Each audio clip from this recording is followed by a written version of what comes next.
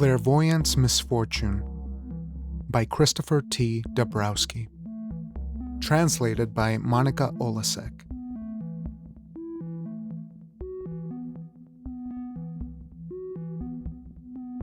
Life doesn't have any surprises for me. I know it all, absolutely everything. Although I wish I didn't know some things, I don't have any other choice. I'm doomed to know the future in its very details.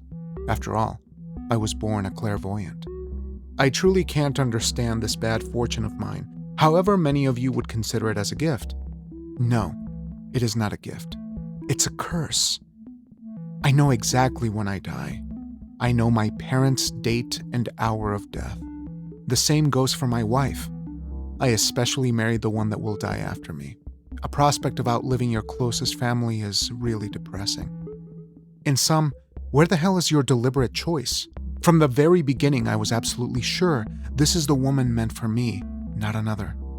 When I was a baby, I knew the very details of my life, however, I wasn't aware of it at that time.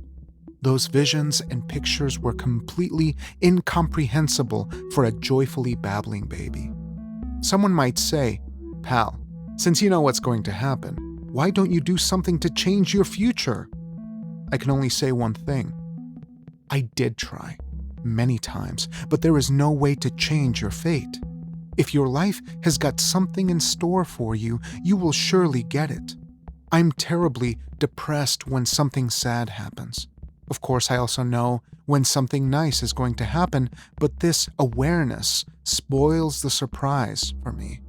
For example, how can one be happy about the promotion if one knew about it all along? Please tell me how.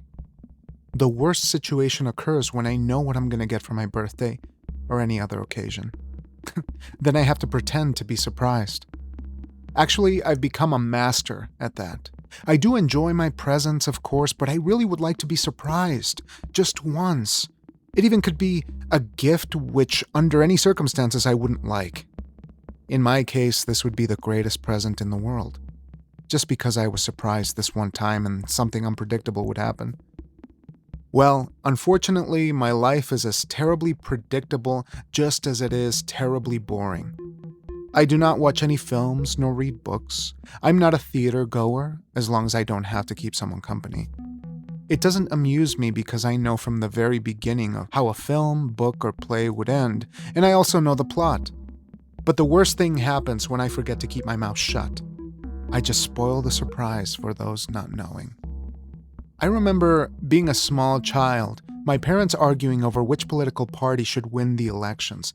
This argument turned into quite a row. Something just snapped and I shouted which party would win, with how many percent, who the prime minister would be, and by whom he would be replaced after 2 months. They were all in shock, and after everything happened just as I had predicted, even frightened a bit. But in time, my father told me not to brag about it, as if I didn't know that already.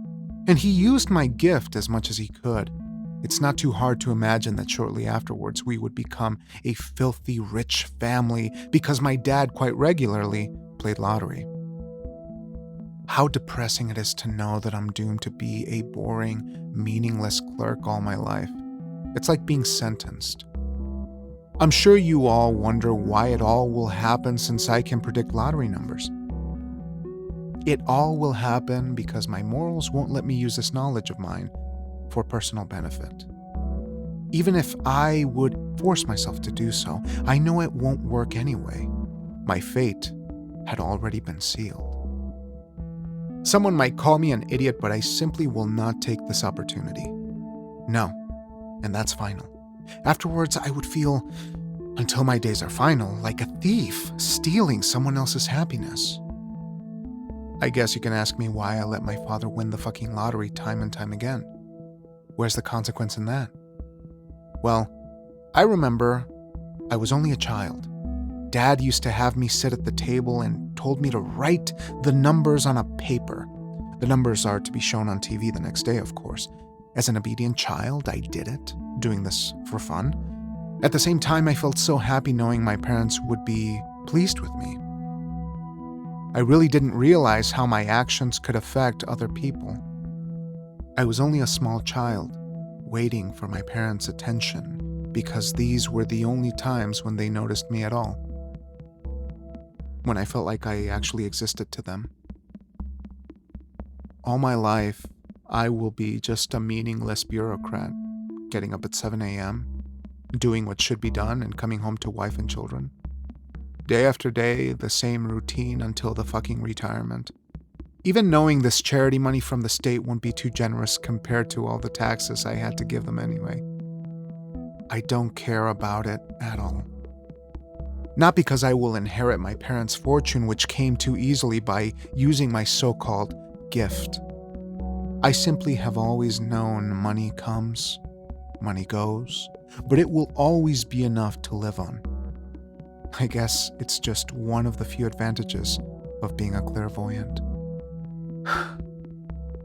Oh, how I wish I was normal.